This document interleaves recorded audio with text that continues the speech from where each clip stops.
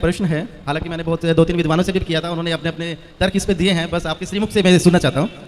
कहते हैं कि हम सब एक भगवान की कठपुतली हैं, जैसे वो नचाते हैं हम नाचते चले जाते हैं। तो जो हम कर्म करते हैं, चाहे वो अच्छे कर्म कर रहे हो या बुरे कर्म करते हैं, उसमें भी भगवान की इच्छा होगी जिससे हम वो कर्म कर रहे हैं।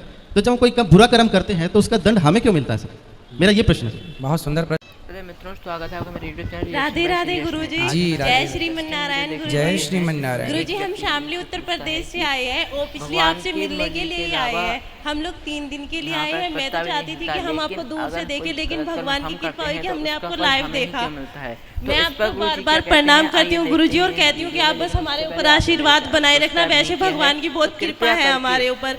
और मेरे हस्बैंड का कोई क्वेश्चन है, वो आपसे करना चाहते हैं। करिए। तो बिना किसी देरी के राधे राधे गुरुजी। स्टार्ट करते हैं आज का ये वीडियो। गुरुजी, हम आपकी जो कथा है डेली सुनते हैं। एक परिवार में मेरे माता पिता हैं, वो भी डेली आपकी कथा का श्रवण करते हैं और हम आपकी कथा सुन करके बहुत अच्छा लगता है। और साथ में बीच बीच में जो आप पारिवारिक ज्ञान जो देते हैं, उससे मैं बहुत ज़्यादा प्रभावित हुआ, वो हमें बहुत अच्छा लगता है। और गुरुजी, मेरा एक प्रश्न है। हालांकि मैंने बहुत 2-3 विद्वानों से भी किया था, उन्होंने अपने अपने तर्क इस पे दिए हैं, बस आपके श्रीमुख से मैं सुनना चाहता हूँ। कहते हैं कि हम सब एक भगवान की कठपुतली हैं, जैसे वो नचाते हैं हम नाचते चले जाते हैं। तो जो हम कर्म करते हैं, चाहे वो अच्छे कर्म कर रहे हो या बुरे कर्म करते हैं, उसमें भी भगवान की इच्छा होगी जिससे हम वो कर्म कर रहे हैं। तो जब हम कोई बुरा कर्म करते हैं तो उसका दंड हमें क्यों मिलता है सर? मेरा ये प्रश्न है। बहुत सुंदर प्रश्न है इनका, बड़ा गहरा है, बड़ा अच्छा सवाल है। बहुत कम लोग प्रश्न करते हैं ऐसा। आपने प्रश्न किया है, उत्तर दे रहे हैं। सारी काम भगवान करते हैं। कहते हैं ईश्वर की मर्जी के बिना पत्ता भी नहीं हिलता। तो जब सब भगवान करते हैं तो फिर पापी व्यक्ति क्यों है? बिल्कुल बिल्कुल, है ना। हमने चोरी की तो फिर हमने वो भी ईश्वर की मर्जी से की, क्योंकि सब ईश्वर की मर्जी से हो रहा है। ये सवाल है आपका। जी जी बिल्कुल। अब उत्तर के लिए आपसे ही मैं प्रश्न करूंगा। जी बिल्कुल। आपकी एक गाड़ी है, माना कि एक कार आपकी है और आप मालिक हैं कार के मालिक। आपने एक ड्राइवर लगा रखा है जी। आपने ड्राइवर से कहा कि गाड़ी लेके स्टेशन चले जाओ, गाड़ी लेके एयरपोर्ट चले जाओ, गाड़ी लेके मार्केट चले जाओ। तो आप जो कहते हैं आपका ड्राइवर वहीं ले जाएगा गाड़ी। जी। गाड़ी आपकी मर्जी से चलती है। चलाता तो ड्राइवर है पर मर्जी आपकी है। सही है जी बिल्कुल। आपने गाड़ी एयरपोर्ट के लिए रवाना की, जा बेटा मेरे गेस्ट आ रहे हैं, जाओ एयरपोर्ट से लेके आओ। ड्राइवर गाड़ी लेके चला, आपकी मर्जी से जा रहा है। जी जी। पर रास्ते में वो गाड़ी को किसी डिवाइडर से ठोक देता है, तो गाड़ी का एक्सीडेंट हो गया, गाड़ी का नुकसान हो गया, गाड़ी क्षतिग्रस्त हो गई। तो क्या ये आपकी मर्जी थी? जी नहीं। आपकी मर्जी थी कि गाड़ी एयरपोर्ट जाए, पर गाड़ी का एक्सीडेंट हो गया, गाड़ी गड्ढे में गिर गई।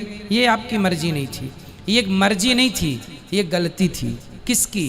आपकी नहीं, ड्राइवर की। हाँ या ना? जी। ड्राइवर के पास दोनों थे, एक्सीलेटर भी था और ब्रेक भी था। क्यों नहीं हिसाब से गाड़ी चलाया? क्यों डिवाइडर पर ठोक दिया? आपकी गाड़ी आपकी मर्जी से चलती है, पर जब उसका नुकसान होता है तो वो आपकी मर्जी नहीं होती है ना, वो लापरवाही होती है। उसी प्रकार ये संसार भगवान की ओर से चल रहा है, मालिक भगवान है, हम लोग केवल ड्राइवर हैं। हमारे पास ईश्वर ने विवेक दे रखा है। आपको पता है कि आपको गुलाब की सैया पर तो सोना है। आप कहीं गुलाब होंगे तो आप जाके उस गुलाब के ऊपर बैठ भी सकते हैं, खड़े भी, पर कांटों का ढेर होगा तो आप नहीं खड़े होंगे। आपको पता है कि ये गुलाब है, ये कांटा है, आपको समझ है कि सही है, ये गलत है। जब आपको समझ है तो आपने अपनी समझदारी से अपने मन को रोका क्यों नहीं गलत काम से? ईश्वर की मर्जी से संसार चल रहा है। आप और हम सबकी मर्जी में ईश्वर की मर्जी है, पर हम जो गलत निर्णय लेते हैं उसके लिए ईश्वर ने हमें स्वतंत्र, गाड़ी आपकी है, मालिक आप हैं, लेकिन ब्रेक एक्सीलेटर आपने ड्राइवर को सौंप रखा, भाई जहां जरूरत पड़े दबाते रहना। उसी प्रकार ईश्वर ने भी हमें बुद्धि देके स्वतंत्र कर दिया है कि जहाँ जरूरत पड़े वहाँ अपने हित में अहित में सोच लेना। आपको कहा जाए कुएं में गिर जाओ, आप नहीं गिरेंगे, आपको पता है ये गलत है। तो आपको स्वयं को ईश्वर ने इतनी पावर दे रखी है। मालिक तो आप हैं गाड़ी के, लेकिन कुछ पावर ड्राइवर के पास भी है ना, ब्रेक एक्सीलेटर। उसी प्रकार संसार ईश्वर का है, संसार ईश्वर की मर्जी से चलता है। पर जब आप गलत करते हैं तो वो ईश्वर की मर्जी नहीं होती, वो आपके मन की गलती होती है। आपने अपने मन को नियंत्रित क्यों नहीं किया? ड्राइवर ने गाड़ी को क्यों नहीं नियंत्रित किया? अब नुकसान हुआ है तो वो ड्राइवर को भी चोट लगेगी, मालिक को चोट नहीं लगेगी। भाई एक्सीडेंट हुआ है तो चोट मालिक तो घर में बैठा है, मालिक तो परमात्मा है। अब तुम ही ड्राइवर हो तो तुम ही भोगो फिर।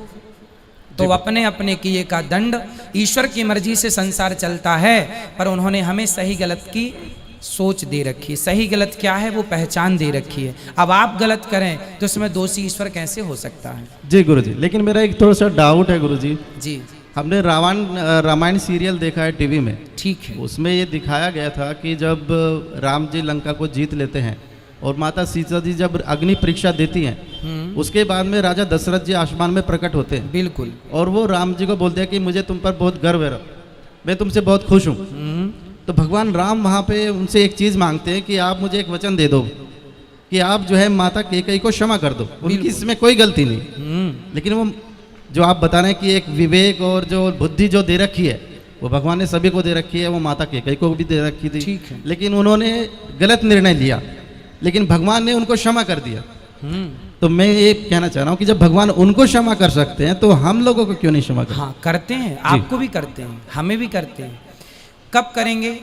जब शरण में कैकेयी माँ चित्रकूट जब आई थी ना, तो उन्होंने क्षमा मांग ली थी राम जी से, आत्मसमर्पण कर दिया था, बेटा अपराध हो गया, राम यदि तुमने मुझे माफ़ कर दिया तो वचन दो कि अगली बार तुम मेरे पुत्र बन के आओगे। वही कैकेयी माता देवकी बनी और फिर उनके गर्भ से श्री कृष्ण प्रकट हुए। तो भगवान कहते हैं तुम कितने भी बड़े पापी हो, यदि मेरे सामने आके आत्मसमर्पण कर दोगे और मेरे हो जाओगे, मैं भूल जाऊंगा कि तुमने कोई पाप किया है। ये बात लिखी है, लिखित में सुनिए। सन्मुख हो ही जीव मोहि जब ही जन सन्मुख हो ही, मतलब जब मेरे सन्मुख आ जाएगा, समर्पण कर देगा, तो जन्म कोटि करोड़ों जन्मों के पाप मैं भूल जाऊंगा। ये लिखा है। जी, जी। एक छोटा सा क्वेश्चन है। जी। हमने सुना है कि धर्म बहन होती है, लोगों से कहते सुना है कि ये हमारी धर्म बहन है। ठीक है। ये भी सुना है कि ये हमारी धर्म पत्नी है, लेकिन हमने ये कभी नहीं सुना कि ये हमारे धर्म पति है। ऐसा क्यों सर? हाँ, पत्नी भी एक ही होती है ना। अब दूसरी पड़ोसन को तो आप कह नहीं सकते कि मेरी धर्म पत्नी है। जी। अपनी कोई ना, आप पत्नी कह सकती है मेरा पति है, परमेश्वर है। वहाँ धर्म तो लगा ही है, जुड़ा ही है, कहने की जरूरत नहीं है, है ना। इसलिए पत्नी धर्म पत्नी है, धर्म की माँ बन जाती है, धर्म की बहन बन जाती है। जो बन जाती हैं वो बन जाते हैं। अब सबको आप कैसे अपना बना सकते हैं? बना सकते हैं, पर सबको धर्म पति कैसे बनेगा? कोई पतिव्रता नारी है ना, एक पति के सिवा, एक पुरुष के सिवा पराये इस पुरुष पर नजर जाएगी तो समाज उसे कुलटा कहेगा, चरित्रहीन कहेगा। शूर्पणखा गई थी तो उसकी नाक कान भंग हो गई। केवल ये धर्म नारी का नहीं है, पुरुष का भी है। नारी का धर्म है कि वो अपने पति को ही परमेश्वर माने, और पुरुष का धर्म है अपनी पत्नी के सिवा पराई नारी को माँ, बहन और बेटी के रूप में ही देखे। यहाँ वहाँ देखने की जरूरत नहीं है। ठीक है, धन्यवाद गुरुजी, बहुत बहुत धन्यवाद। खुश रहिए।